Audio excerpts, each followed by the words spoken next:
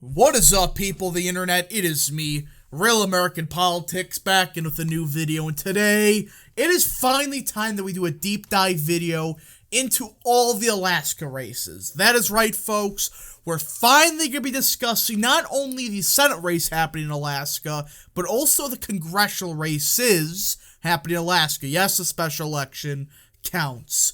Now, before I forget, of course, I hope you enjoy these type of videos. If you do, smash the like button down below, subscribe, share with your friends, hit that little bell, and yes, of course, go follow that mysterious Twitter account in the description down below. And, yeah, also join the channel. That is right, folks, for just 10 cents a day, you can join Real American Politics. I recommend you do it today. And you know the gist. If you donate $5 a month, or I should say join the membership for $5 a month, you get a shout out at the end of each video, yada yada yada. So I hope you join today.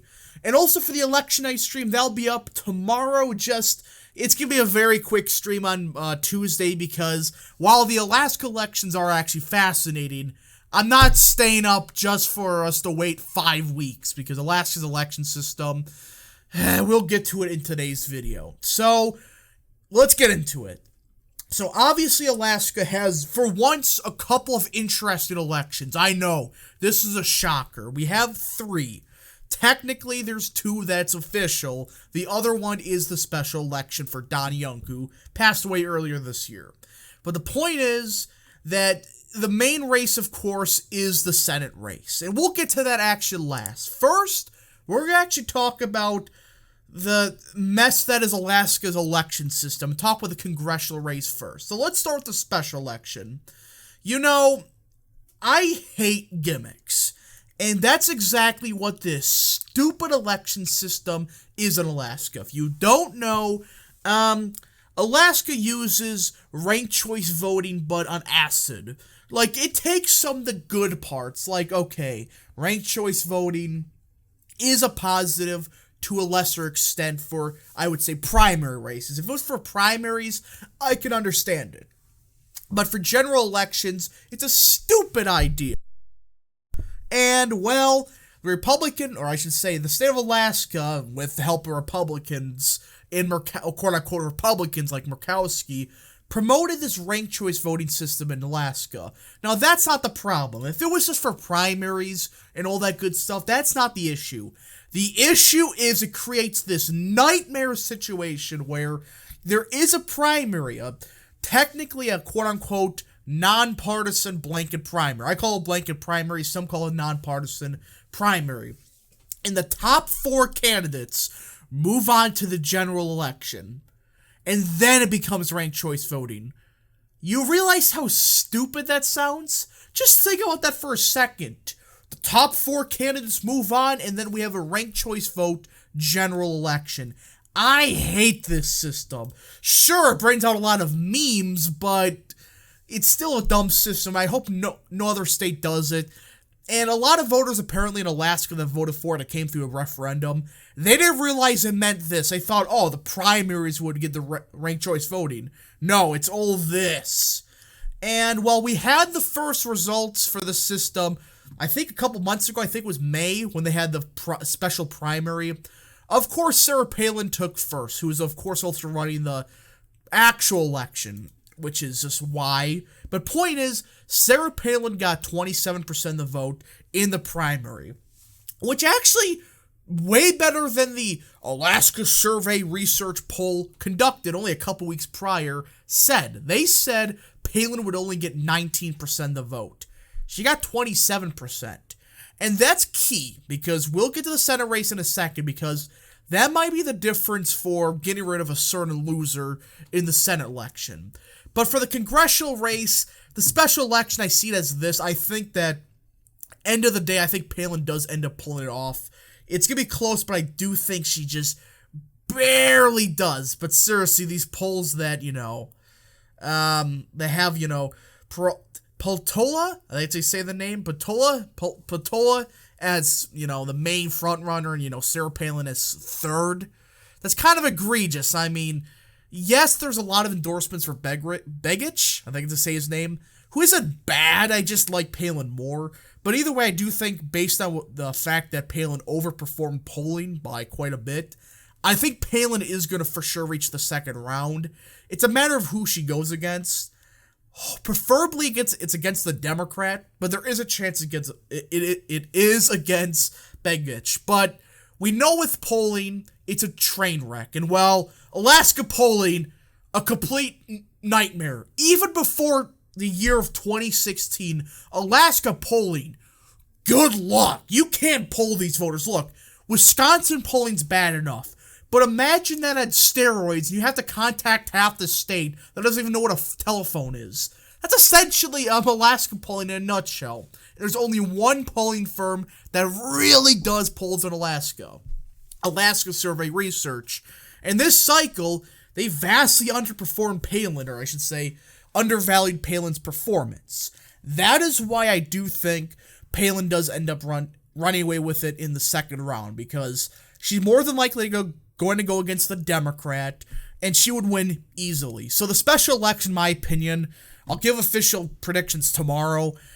It's leaning towards Palin. Again, I hate this system so much. Hope no other state does it, because they even admitted we're not going to know results for weeks upon weeks. So yeah. Now, as for the actual House race, the actual one, it's, of course, the primary system. You know the deal. Top 4 move on. Yada, yada, yada. Stupid system. Hope they never do it again, because it is a mess. So that's that for Alaska's House race. Kind of just a nightmare to discuss. But the big one that everybody's talking about is the Senate race. Once again, they used the stupid system of top 4 move on, and then the general. Now, this is an interesting situation. As everybody knows, Murkowski is the establishment candidate. She's not even a Republican. Get out of here with this crap. Seriously, she is no Republican. Hasn't been ever. Her voting record's atrocious, even for Alaska standards. I mean, that's not good. That's not good at all. The point is, Murkowski sucks.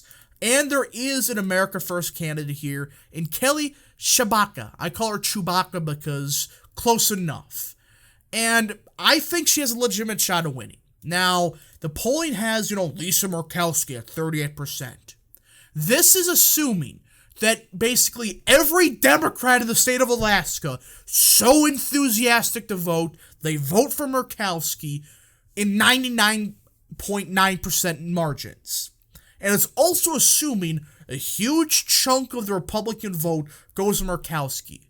Well, I hate to break it to y'all, but that's not going to happen. Murkowski is not going to get, 40% of the Republican vote. She'll be lucky to crack double digits. Her popularity is like 15% within the Republican Party. That's not good. More and more Republicans hate her as the years go on. I mean, she won in 2016 because of, or I should say 2010. Was it 2010? Yeah, 2010 it was. I'm not going to just go into details, but I'm just going to say flat out that was disgusting what they did to the Republican candidate. I mean, Murkowski lost the primary, was a complete whining you-know-what, and she won in a write-in campaign. It was complete nonsense what happened. That's not going to happen here. She only has one shot at it. The stupid ranked choice voting system. And that's why it's going to be a closer race. It's going to be a very close race because all the Democrats are, you all know, going to vote for Murkowski. But this is a situation where we want as many Republicans as possible to be on the ballot, right? If we get 3 Republicans on the ballot, that is a huge W. We got to prevent as many Democrats as possible from making the ballot. Hopefully just one, because that sets it up perfectly where Murkowski is screwed in that situation. Because if there's 3 Republicans and 1 Democrat, Murkowski has no shot in that situation. She is literally dead on arrival. Because the Democrats, well, some of them will vote for Murkowski in the first round, they're still going to vote for the Democrat more than likely. And again, it's a messy system, and we just got to see what happens. Hopefully we get 1 Democrat through. 1. We just need 1. And then 3 Republicans or something crazy like that. And then we don't have to deal with Murkowski, because that situation she's done. Because all the Democrats would, or more than likely, more than majority, would vote for the Democrat candidate. The rest may be Murkowski, sure. But she has no support with Republicans. And it would be split between Tshibaka or whoever. And with numbers in mind, Murkowski loses. So hopefully, that happens. Will it? I don't frickin' know.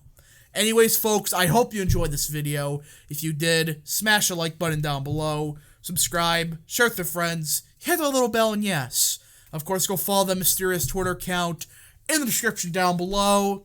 And, yeah, thank you so much for watching. We'll see you guys in the next video. Godspeed to all of you.